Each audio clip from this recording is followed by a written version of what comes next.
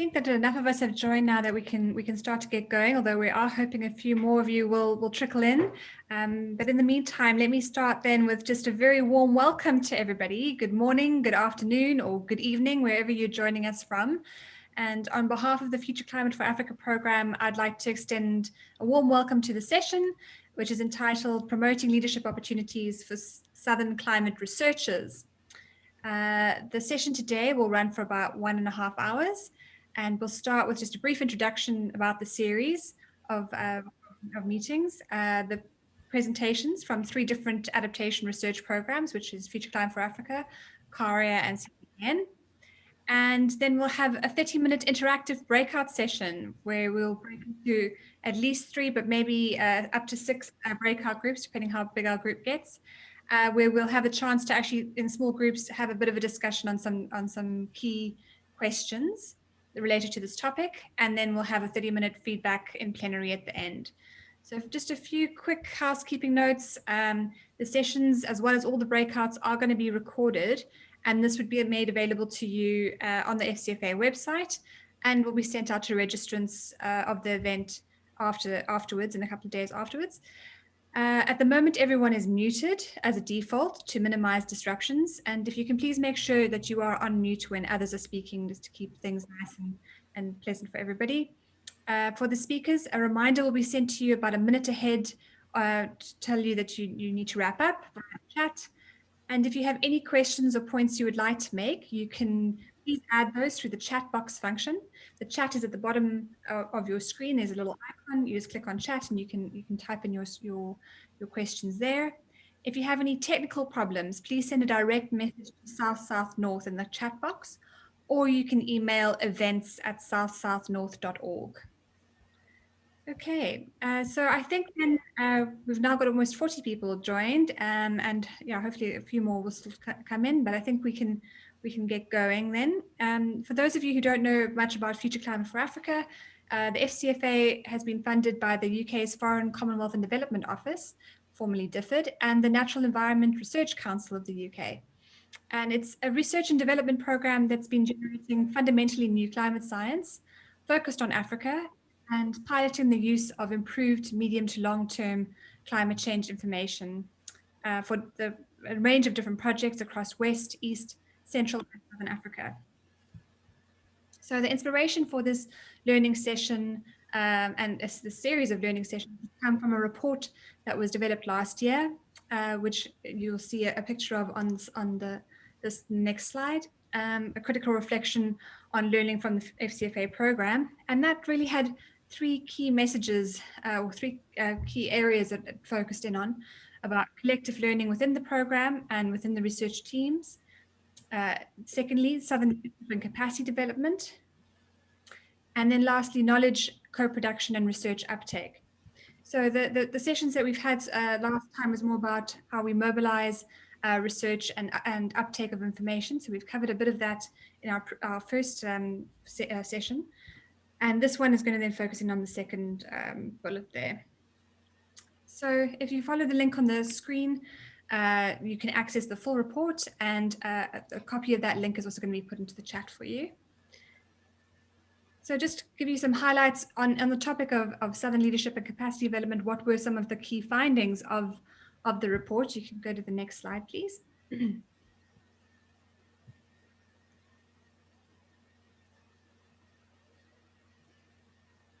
Thank you. And so those were, number 1, to ensure that the research is contextualized, tailored to stakeholders' needs, and communicated in ways that are effective and appropriately targeted. That requires that there's a geographic balance between the collection of researchers in the consortium with a strong presence of local leadership. And that leadership may be located in either individuals or, as is more frequent, distributed within the teams. However, the report did identify a number of systemic barriers that have prevented Southern partners from assuming positions of leadership. And these contribute to inequalities and inequities between South-North and in some cases South-South collaborations in terms of the distribution of resources, responsibilities, and the partnership benefits. Issues around leadership are also being seen to be tightly woven with issues of capacity. And as many of the initiatives focused on building the capacity of individuals, instead of institutions, which is, a very common strategy, there is the potential that this could risk capacity efforts at the institutional level, especially for people like early career researchers who often, if there is nowhere for them to go after the research funding has ended, leave academia and you lose all that wonderful knowledge that they've built over the time. So today we're going to be exploring with three different researchers from FCFA and other programs what has been their experience of this topic. Since FCFA is only one program and there are many others, there's also a new program being developed between IDRC and the Foreign Commonwealth Development Office that I think everyone's quite excited about. And these kinds of new programs that are coming to the fore really want to hear and explore the key messages that are coming up from programs like these about how do we do things better in the future. So that's the whole purpose of the sessions, is to really explore these in a safe space with interested parties. So I hope that we'll all find this to be an interesting conversation. We're kicking off with three very short presentations. And that will sort of just set the scene, and then we'll go into the breakout groups to sort of have a nice chat and reflection on these difficult issues. So I think then, Julia, if you could just prompt me as to who is going to be speaking first of our three panelists. You can have Janito go first, thanks. Okay, great. So Janito, over to you. And Janito Mare is a researcher, associate professor at the Faculty of Science at Eduardo Mondlane University in Maputo in Mozambique, and we'll put a little bio of him in the chat for you to find out more about him. Janito, over to you. Okay, so thank you, everyone. Happy New Year to everyone. So I was tasked with some reflections on how the process went in Maputo during Fractal, and to see what three main questions. One of them was related to how what should equitable leadership look like. So for the case of Maputo, for a southern researcher as I am, I must say that it was not an easy task to feel equally leading processes in Maputo. As you may know, we have very scarce human capital. So one of the ways to go about this is to continuously invest in the creation of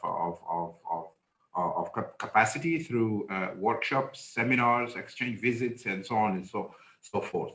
Although we are in the same region for the case of Maputo and let's say Cape Town, you will find different capacities in these two cities, but dealing with the same problem. So yeah, the visits are very, very important for this. Again, from my own experience, engaging in different disciplines was the case of Fractal, involved a sort of a multifaceted kind of approach, while the North has a lot of specialists in different areas. In Maputo, I always found myself having to deal with different stakeholders from different areas, and sometimes I was asking myself, it was not looking like a lobbyist. I mean, of the northern scientists trying to somehow penetrate local decision-making systems in Maputo. So yeah, my own invitation to Fractal was like, let's do something different we've never done before. I got that invitation. I said, what is it?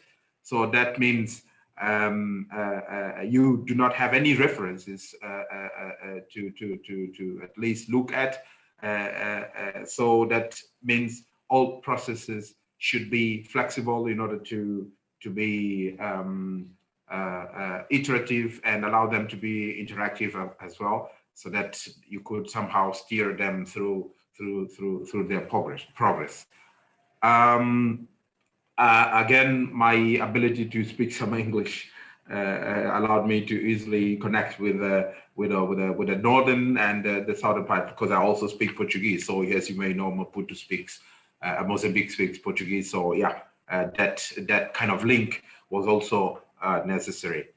In terms of how do we best facilitate capacity development of individual stakeholders in institutions? I think Fractal was a case of success. We managed to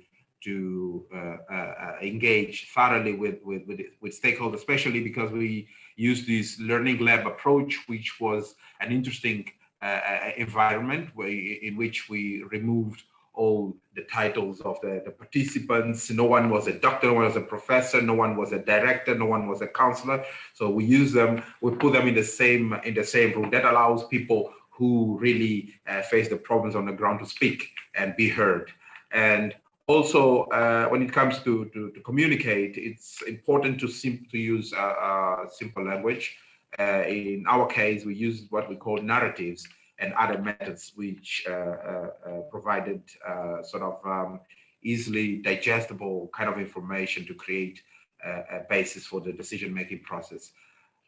We have to take into account, we have to remember always that not everyone involved in this kind of scientists of processes are scientists. So it's important to somehow level the language that we use to narrow it down to something that they can easily understand and not long to be read. Otherwise, it will end up in shelves and it's not going to be used. Yeah, and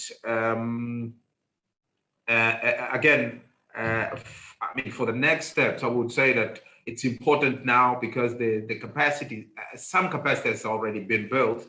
What we can do now is to allow them to themselves frame what they want, frame their own processes, and also guide the processes. What we can do is to sit, I mean, close to them, just to help them, support them in case they need. We have a case here in Maputo, which is called Maputo Water Climate Forum. This is somehow one of the I could call it a child of Fractal itself, because what we did was to create capacity to allow them to think on their own process and their own challenges, climate-related process challenges. So now they are doing what we call, they're now preparing what they call Maputo Climate Forum, which is, they allowed us, I mean, to be part of it as facilitators. And lastly, in terms of what are the changes that are needed for creating a more inclusive environment that supports long-term capacity activities, I would say again that let stakeholders define themselves what they think is priority. One problem would be how do you identify the stakeholders before the problems have been identified? So yeah, it's something tricky. Maybe if we can use sort of, I've got 20 seconds, okay. We can use the learning labs for initial stakeholder mapping using some seed funds to fund those kind of projects. And always support the facilitation of the activities. And last but not least, always shows empathy with respect to stakeholder challenges. This will allow the co-production of knowledge, and always keep in mind that we are all learning. Thank you. Thanks so much, Janito. That's really fantastic points, and I think your point on humility. I remember you made the same point when we were recording the podcast recently. So yes, I think it's a very key point. I think then we will be handing over to Cecil.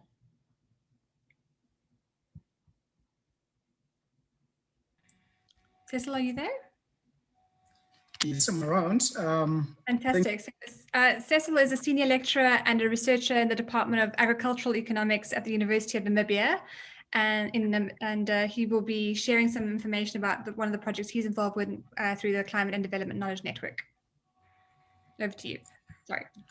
Thank you. I would be presenting more on what changes are needed for creating a more inclusive environment that supports long-term capacity activities.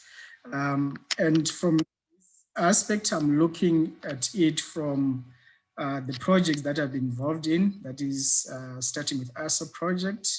And then I went into the CDKN funded project on climate change, as well as the CLARE project that is creating agency and agency in terms of climate action.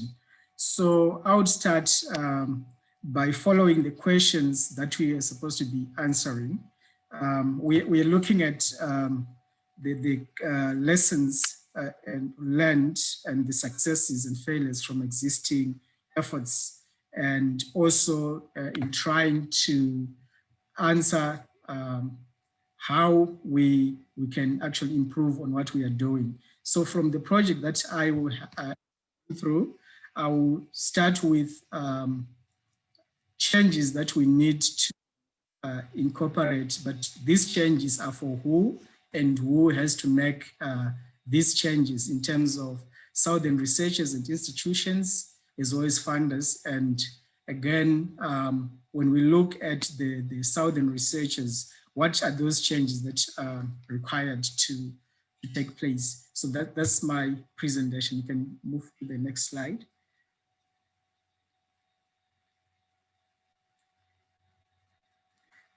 Yes, so my experience from the project that I've been involved in is that most researchers, especially in the Southern institutions, are not capacitated in terms of being able to lead project design and program design, for them to be able to lead the projects that normally are given through calls to carry out the projects and solve problems that many stakeholders face. So what then needs to happen? Who needs to make these changes? So these changes needs to happen at institutional level.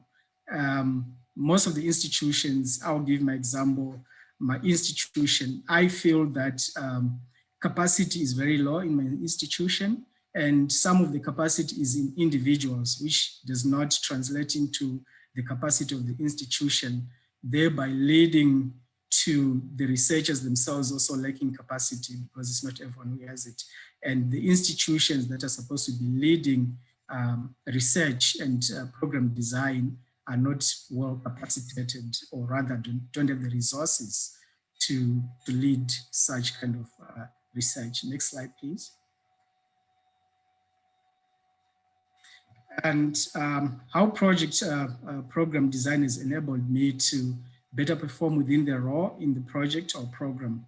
I would say what I have learned from the projects that I've been involved in is the evolving program, or rather the flexibility in the design that enabled me as a researcher from the Southern institutions to be able to perform my duties. The reason being, emerging contexts were taken into account, and then adjust the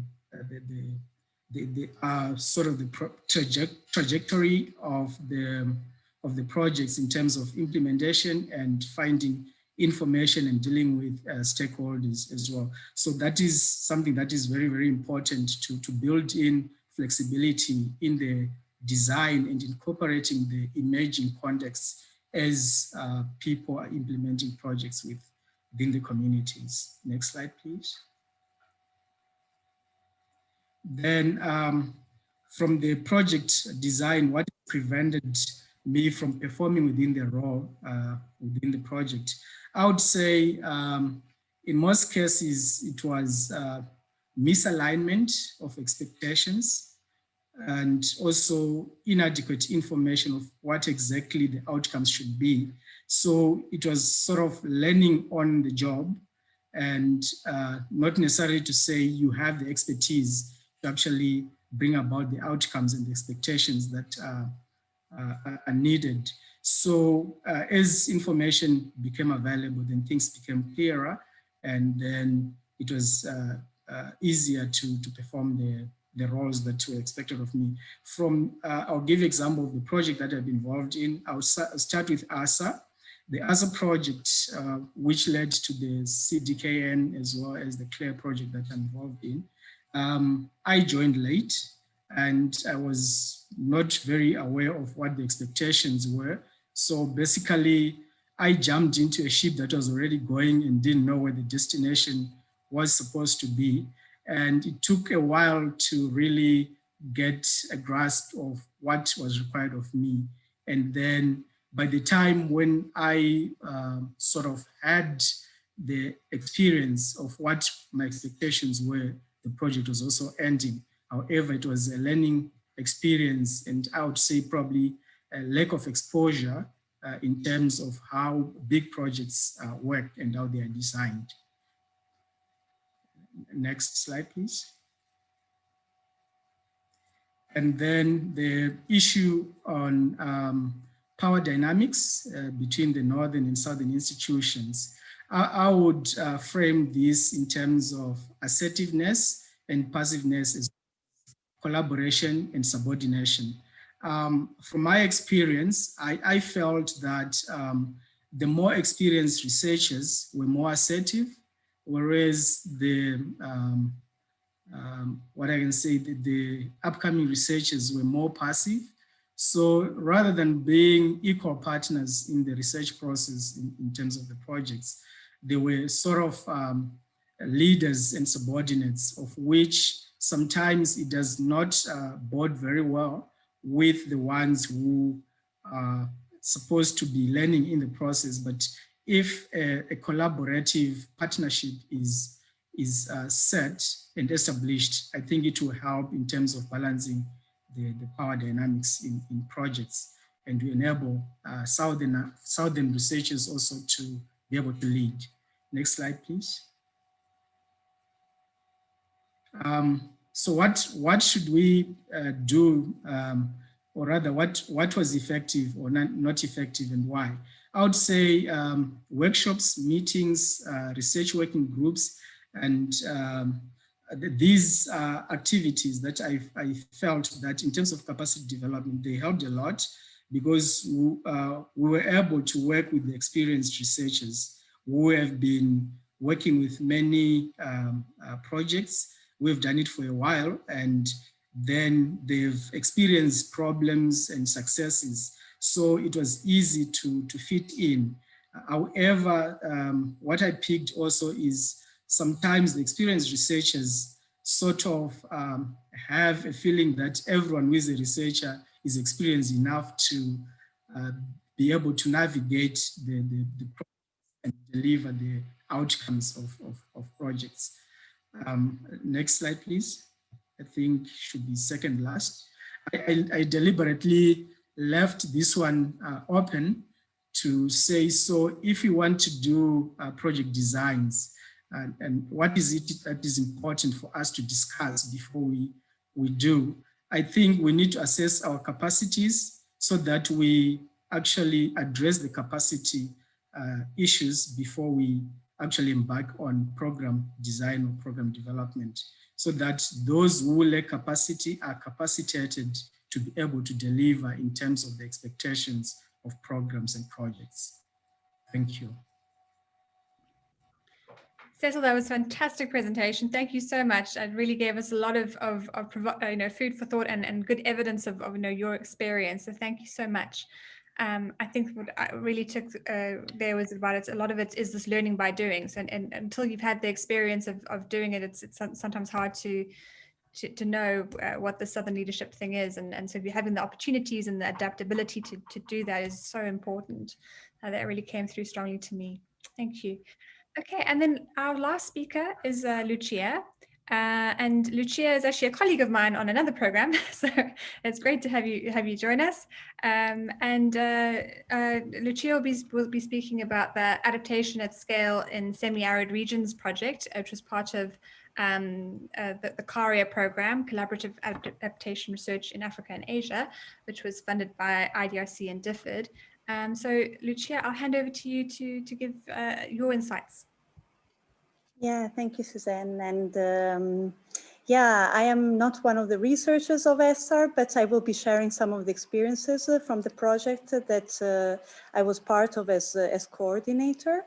So it will probably be a little bit more high level than what we have heard so far, but I think it will make a great complement to what we have heard. I think the presentations before were great. So Yeah, and actually, Suzanne, is quite funny because you just, my first point was exactly something that you have just said. But let me start by saying that in ESSER, at any one point, we were about like 200, 250 researchers and practitioners. Of these, we had about 50 students that were like a PhD and master level students, as well as in addition, like postdocs, research assistants, technical officers, interns. So we had quite a large proportion of early career researchers.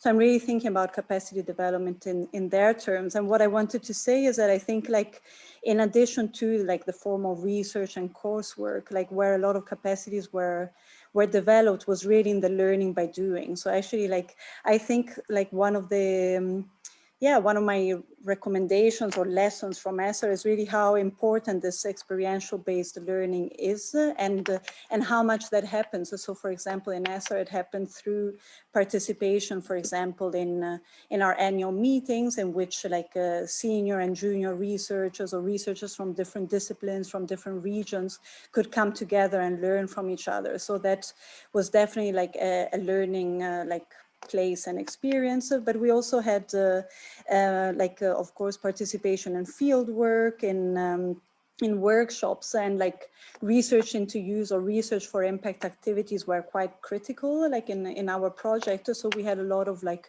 workshops, like vulnerability assessments or scenario processes that involved stakeholders. And I think the involvement of early career researchers, as well as actually like senior researchers and practitioners, learned just as much.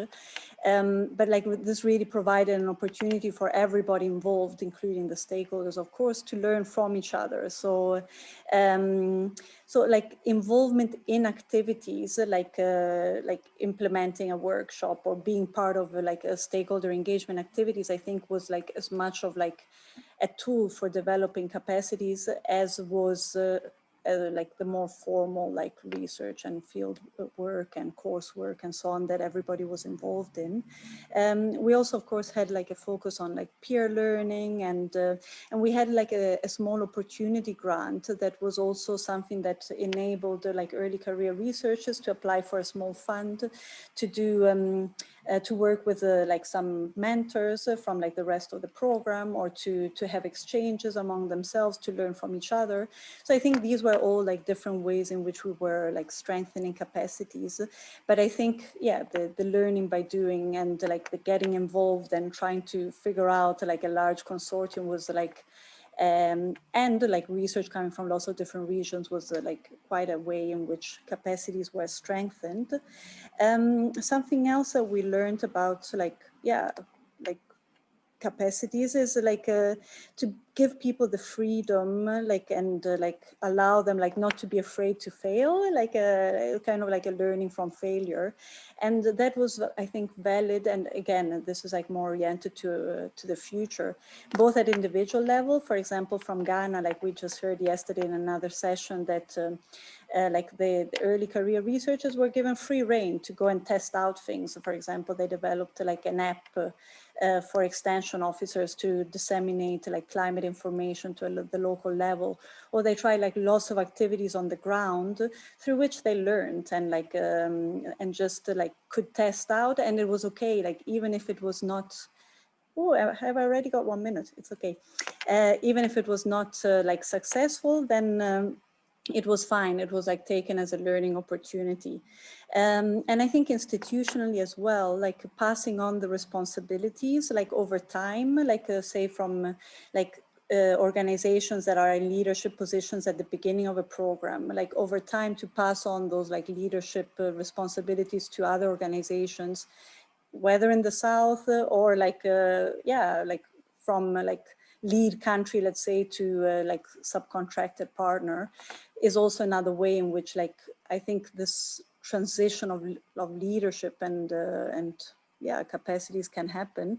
However, I think important concerns in that are like, which standards do we apply? I think often we have like these northern standards that like donors want to be applicable, but I think like if we are trying to really address like capacity strengthening, sometimes we have to perhaps lower those standards. Again, so there is quite a delicate trade-off between research excellence on one side and strengthening capacities on the other. And I think that also talks to like the time scales over which we are working. Like, can we have large enough projects where we focus perhaps on strengthening capacities at the beginning, and then that research excellence that we're looking for will be developed later.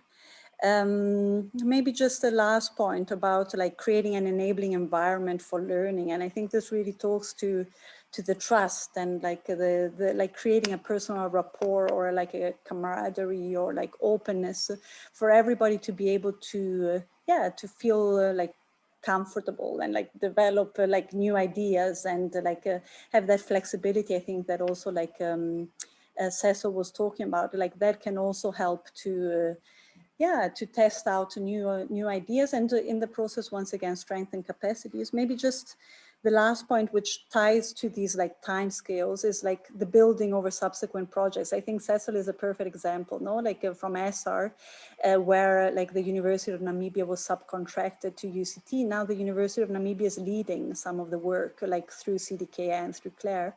And I think like when we do that, when we allow projects to build on one another, then we really have the chance to to like see like this leadership changes that we are looking for. So let me stop. I hope I didn't go too much over time.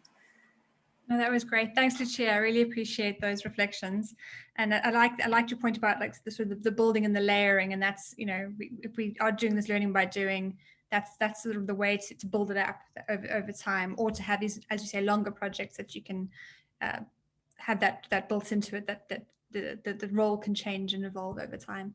So that's brilliant. Okay, so we are going to then go next to the breakout sessions part of this session.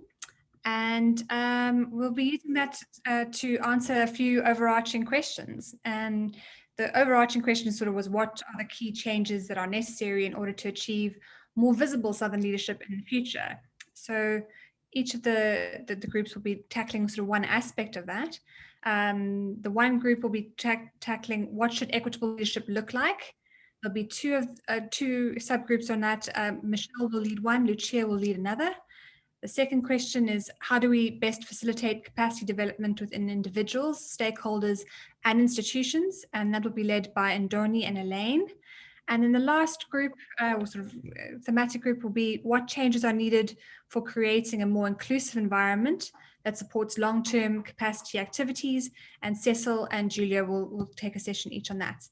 So we'd like you to really, share the learning from the work that you're doing and your personal experiences, and urge you to please focus more on the solutions and what we need to do next, than rather just sort of, going through what doesn't work and what didn't work from your previous situations. So let's try and be quite forward focused if possible.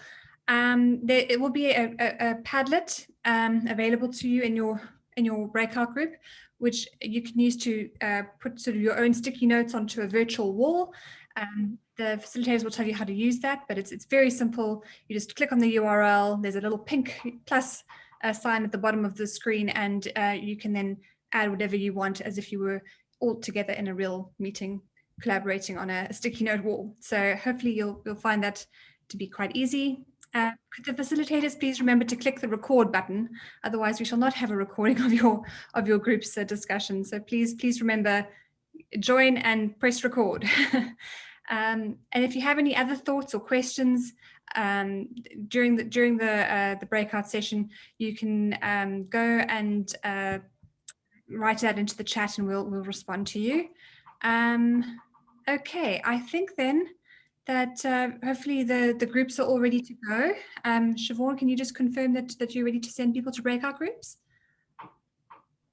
Hi, Suzanne. Yes, I'll press the button now, and then everyone can get started.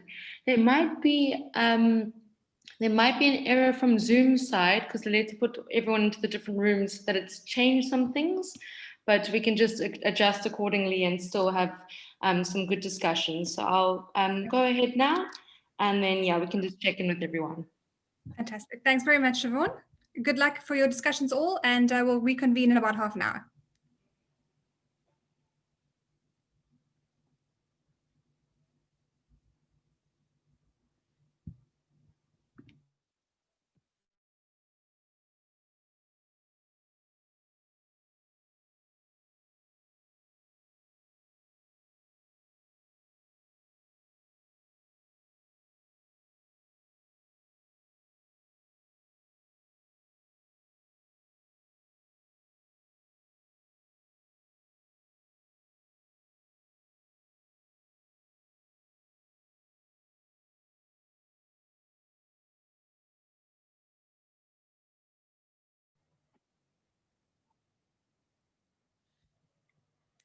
Welcome back, everyone. Hope that you all had a great discussion in your groups. And I know that the one I was in was really good. So I hope that you all had an equally rich experience. I'm just going to allow each of the facilitators, once we're all back, to give a brief, quick sum up of what happened in their group. And it's really unfair. We're asking to sort of come up with 1 or 2 bullet points, which is really unfair for the very rich discussions that I'm sure you've all had. But we just need some way to sort of prioritize the feedback, and then we'll have a bit of time for an open Q&A if people have any thoughts they want to add. So I'm going to ask Siobhan if you can just put up the slide, and then we're going to be adding to it as each of the facilitators of the groups give us their feedback.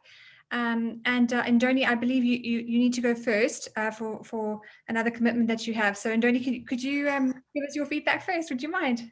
Okay, sure. So we had a great conversation that I think was just the beginning of a whole world of main points. So one of the main points that we had was that we need to improve the collaborations that we have between the North and the South, the exchange programs that we have between the Southern universities and the Northern universities.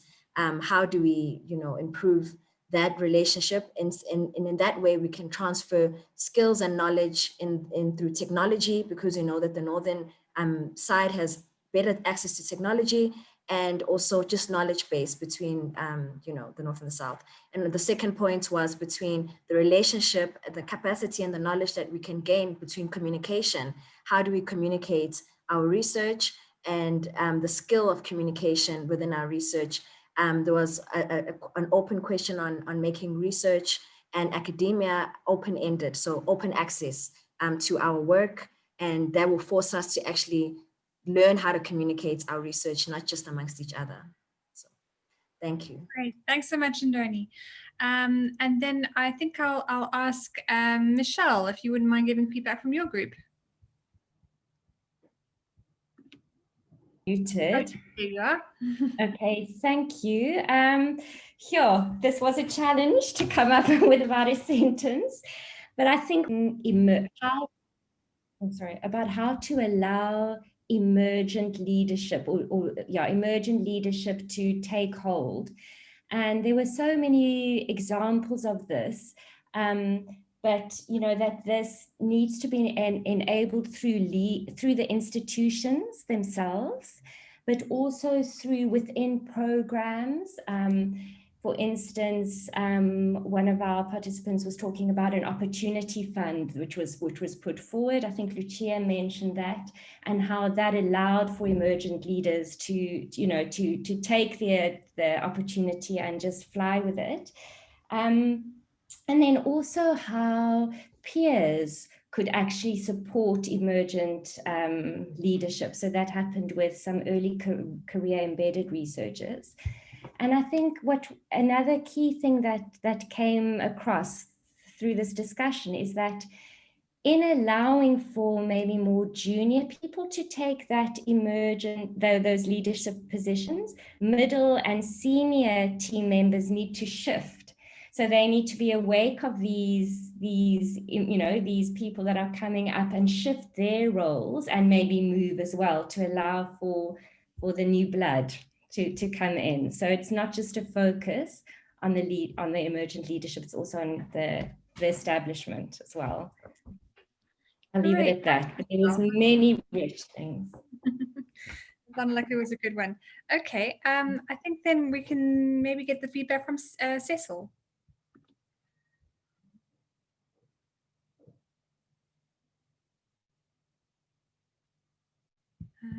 Cecil, are you there? Oh, you're on mute. I'm trying to unmute myself. Yeah, I can hear you now. Great. Yes. In our group, there were so many things that came up, and now I'm told we're supposed to give 2 points. I would summarize them as one thing that came out strongly was that there's need to build networks between early career researchers and project principal investigators in a mentorship kind of relationship in which capacity is transferred to the early career researchers, and also provide ownership in terms of the outputs to the early career researchers so that the capacities can be built rather than making early career researchers implementers of the project, but not owning any of the outputs. Another thing that came out is also having collaborative research processes that involve practitioners, that is stakeholders who are not necessarily in academia, but who are involved, like the technical people involved in maybe other institutions that will also help in terms of building capacity.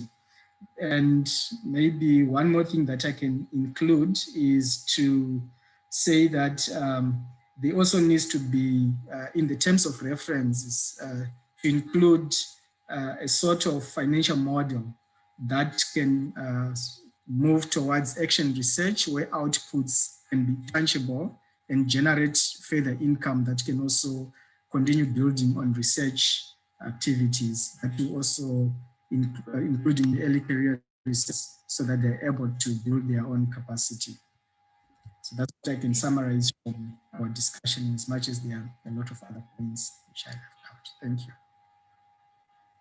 It's a really interesting one. So to change the way that we are structuring the funding to make sure that we build in this capacity legacy through a different kind of financing model. Okay, wonderful. I think then let's go to Lucia. Yeah, so 2 points from our group. One is that we need like collaborative needs assessments of capacities to understand exactly like what types of capacities are required, how to meet those at which level. However, equally important is also to assess capabilities as part of like the assessment of the capacities, to see, for example, where blocks may be. And then a separate point was about like how twinning can be a nice way to facilitate capacity development. And this can also happen at multiple levels, from individuals, for example, students or lecturers, that can have a multiplying effect if you do a twinning of lecturers that learn, for example, new skills, but also of institutions. So I'll just stop at that. Thanks, Lucia. Very concise for very rich discussion that we had. But thank you so much. Elaine, can I hand over to you? Yes, we have a very small group, but Cecile did a very good job. I think we also touch upon those points. So I'm gonna just add the point that it's something I found interesting as well, that this acknowledgement of the tension between very output driven versus a capacity development. And so our group spent a lot of time talking about the different activities will be needed along the way when the program evolves. So if the outcome or long-term outcome is for capacity development, the type of partnerships, the type of working relationship will gear towards that direction, and vice versa. If it's output driven, then yeah, so. Yeah, so yeah, the output versus outcomes, and so I think we struggled with this in the last session as well, in terms of, you know, there's often an emphasis on outputs, and that doesn't always give you the best outcomes. Whereas if you focus on outcomes and are more flexible on outputs, then you know you could potentially get greater research uptake or greater capacity building. So it's interesting that these messages are coming out in more than one session. Thank you, Elaine. Okay, then Julio, I think you are the last to feedback. Always save the best for last. Okay, so we discussed quite a few things here, and one thing that came up, you know, was a recurring theme, and I think it's being echoed amongst everyone here, is that this kind of topic of mentorship. And we were discussing how the, you know, capacity development efforts need to include a strong element of mentorship, but this needs to go kind of beyond just north-south, south-south, and it needs to go beyond a particular, you know, one individual mentor with, for instance, an early career researcher. This needs to be looked at as like as a collective effort to build capacity in multiple areas. And especially if you start, in a lot of cases, you'll find that, you know, people leave the programs, move on. And if those mentors move on, then what happens to the support system for some of the early career researchers? So making sure that that entire system kind of accounts for that and really allows everyone to chip in to kind of help support everyone else within the project program. Then just a rather interesting point that we discussed was the issue of people stepping into leadership positions. And it was discussed that it's, in some cases, it's, people can be quite scared of taking up leadership positions. And often this is linked back with the kind of disconnect between the administrative processes between the funders and the Southern institutions. So there's a lot of the burden that gets put on a Southern researcher, a Southern lead. And when that disconnect happens and there's then knock-on effects, for instance, delays in funding and delays in the research process as a result of that, that kind of negative kind of press, so to speak, is something that a lot of Southern researchers don't really want to have. So it's quite intimidating to step up into those positions when you know that it's a system that is kind of broken at the moment. So looking at ways of fixing that is quite important. Yeah. So finding sort of other models that can help overcome some of the non-research challenges of institutional problems. Yeah. Okay. That's great. Thanks, Julio. We have about 10 minutes left for any burning questions. So I suppose the way I'd suggest we structure this is if you could just put your hand up. If you go to the participants little tab at the bottom of your screen and find your name, you can just stick your hand up. I think that functionality is here. Just ask me if I'm wrong, then please correct me. No, I believe it's not there. So I think you're going to have to then put your question in the chat if you don't mind, and we can try and take a few questions and try and address those. Especially if you have any reactions to the distilled messages that have come through from the various breakout groups. Do you agree? Do you disagree? Feel free to let us know.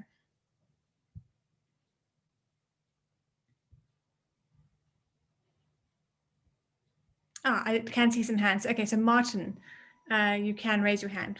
Please go ahead. Yeah, thank you, Suzanne. I was sort of taken back by Julio's comment about Southern-based researchers not wanting to take up leadership roles in projects or research projects. I don't know whether I misunderstood that or where did that come from? Where, or what kind of leadership are you saying Southern-based researchers are hesitant to take? Are these leadership opportunities offered, or is it an assumption that they do not want to take these roles, therefore these roles will not be offered to them? That's one. And then the second is maybe a note that we are talking about South and North. But when you look at most of the points that are here, they have sort of quote unquote degenerated to seniority kind of comments, junior versus the senior. So rather than North and South dynamics. And I think in our group, we sort of mentioned, we sort of mentioned something like that. But I think I would like to see a bit of a discussion on what we need to do to ensure a more cohesive process and a collaborative process between the North and the South, rather than the senior and the junior. Thank you. Thanks, Martin. That's great. I'm going to let Julio have first reaction. I have an inkling of where he was coming from, but I'll let him express it. So just as a clarification, it's not a case of Southern researchers do not want to enter into these leadership positions. I think that's very much where everyone wants to go, and a large part of why we're having this particular webinar. This is an issue of the Southern partners have, how can I say this? So in many ways, they're scared to go into some of those positions because of the ramifications that come with issues around delayed research and issues around the administrative burdens and all that. So it's not like they don't want to be there. It's just, it's not a very inviting environment for someone to be in when there's a lot of problems with the system that is going to happen, but there's no real ability to change it. So it's more just that it's like a disincentive of people going into some of those positions. And You know, there were some examples from our group. So if anyone from my group would like to kind of cover one of the examples that we discussed, please feel free to jump in. If anyone from Julio's group wants to speak, then just unmute yourself. While we're waiting for a volunteer, I think just to say, I think the main issue is, you know, if you're, for example, your administrative finance team can't handle ring-fenced budgets in whatever currency your donor is working in, for example, because they have no experience with doing that. That can cause many administrative burdens and delays that have nothing to do with the quality of the research that you're able to produce. And that can be sometimes the kinds of disincentives that happen for taking the full lead. I think when you're a subcontractor to the lead, it's usually easier. But if you are the buck stops with you lead of a program, financially responsible, a lot of the Southern institutions struggle with the financial accountability issues. So that's just one example, but maybe others have another point they'd like to raise.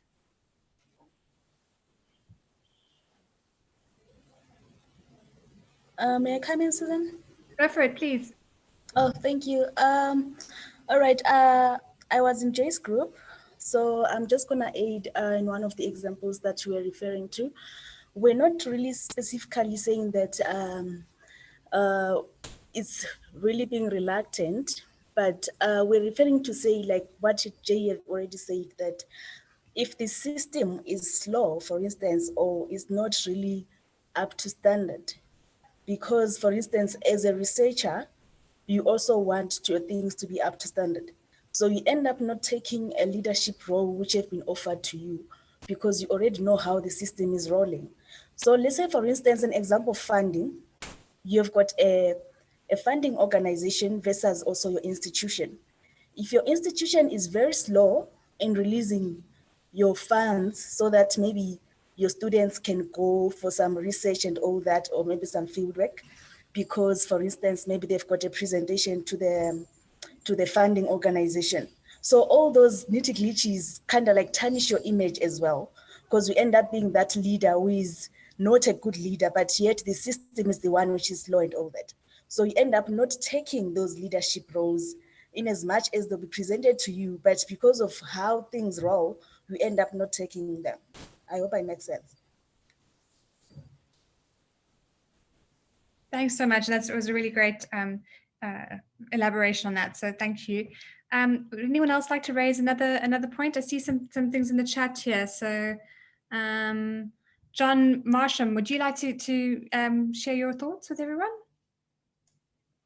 Yeah, just coming back to the discussion that Julio raised. I mean, my impression is, and I'd be really interested to know if this is true, is that I think some Southern leaders are, what puts them off taking up leadership roles is the fact they just have too much on their plate already, often juggling many projects, and their financial resources are limited, as everyone's are, but that's more, more pressing in Southern countries, and they have to invest their time looking for the next income stream.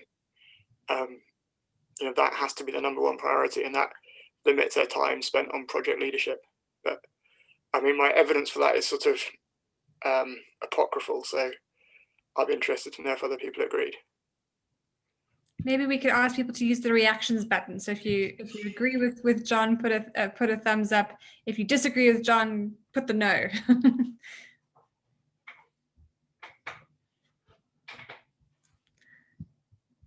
Does everyone know where the reactions buttons are at the bottom of your screen?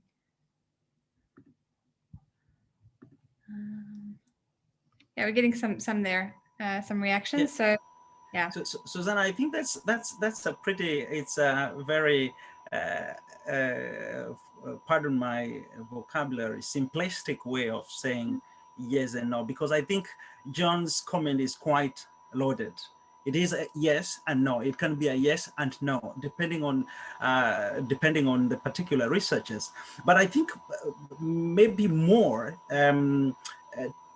addressing the question of leadership and the sources of funding. For instance, if a particular project is being funded by UKRI, and the UKRI has particular requirements that the institutions that apply for a particular funding, research funding, needs to be based in the UK, and this organization can look for another institution in the global south to participate in the process of implementation of this project. Do you see why then this is sort of skewed from the very beginning? I mean, there are many calls for research that are tied to the host country's research pool. And yeah, I think that is a structural challenge within the research funding system that is very challenging to influence. But I think hopefully the voices from today are coming up to some of the funders that are here today to challenge that status quo. But yeah, I hear you as well that it was a simple. I asked for a very simple answer to a very complex question. Mostly, I've just done that for the constraints of time because we are rapidly running out. But I do hear you that it is a much more complicated issue, yes. So John's point that he said some, not all, yes, and I think that is a very good point. That it's I think this overstretch issue is very prevalent. You hear of senior researchers mentoring and supervising far more students, PhD or master students per capita than in northern-based institutions, for example. They are just being put under a lot more pressure for these top-level leadership roles. But as I think other points have been saying, it's not just about the top-level leadership that we should be focusing in on. There's actually that whole chain and building up to top-level leadership, starting with early career researchers and thinking of things that we can do along that whole system of to ensure that we're getting more leadership naturally emerging is actually a useful thing. So it's not this junior senior north-south dynamic that isn't helpful, because it is all connected, and you have to focus on the whole system. So I think we've just touched on a whole bunch of very interesting things, and I'm really sorry to have to rein us all in and close down this incredibly rich conversation. But I hope you've all been challenged on some assumptions or points that you maybe thought at the beginning of the session, or that you've had a new insight, or that you've been thinking a bit differently based on the conversations that you had in your breakout or one of the speakers raised. And we'd be very interested to hear from you if you have any further thoughts on these issues. As I said, the recordings will all be available to you in a few days. And if you want to go and hear what one of the other breakout groups were discussing, you'll be able to do that. And I wish you all a very good evening, afternoon, morning for some, and hope that you'll join us again for another one of these learning reflections. Thank you so much to everybody. Thank you. Thank you, and bye. Thank you. Bye. Thank you. Bye. Thank you. Bye. Bye, everyone.